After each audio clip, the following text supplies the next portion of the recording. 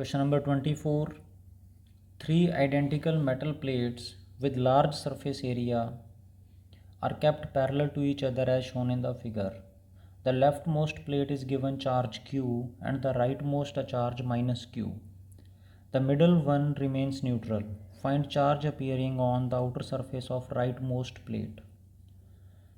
तो conducting plates हैं, conductor के अंदर इलेक्ट्रोस्टैटिक्स की कंडीशन में नेट फील्ड ज़ीरो होती है। तो ये जो पॉइंट्स ए बी एंड सी हैं, इन पॉइंट्स पर फील्ड ज़ीरो होगी और वहाँ फील्ड ज़ीरो करने के लिए चार्ज खुद को रीडिस्ट्रीब्यूट करता है।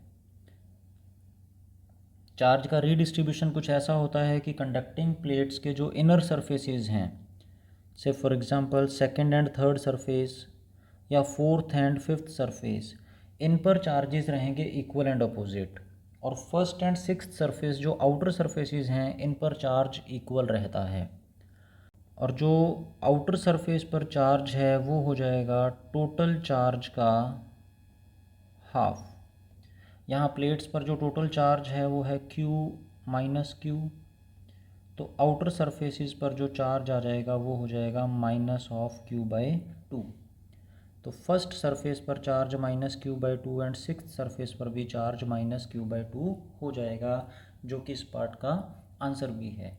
इसके अलावा अगर हमसे सेकंड, थर्ड, फोर्थ, फिफ्थ पर भी चार्ज पूछा जाता तो वो भी हम इजीली बता सकते थे। जो फर्स्ट प्लेट है इस पर टोटल चार्ज है Q, जिसमें से माइनस Q/2 फर्स्ट सरफेस पर आ चुका है, इसलिए सेकंड सरफेस पर चार्ज होगा 3Q/2। इसका equal and opposite charge third surface पर आ जाएगा, विच मीन्स थर्ड सरफेस पर चार्ज होगा माइनस 3Q/2। हम देख सकते हैं कि सेकंड प्लेट जो है वो न्यूट्रल है, तो फोर्थ सरफेस पर चार्ज जो है वो प्लस 3Q/2 आएगा, और इसके सामने जो चार्ज आ जाएगा वो माइनस 3Q/2 हो जाएगा, बिकॉज इनर सरफेसेस पर इक्वल एंड अपोजिट चार्ज होता है।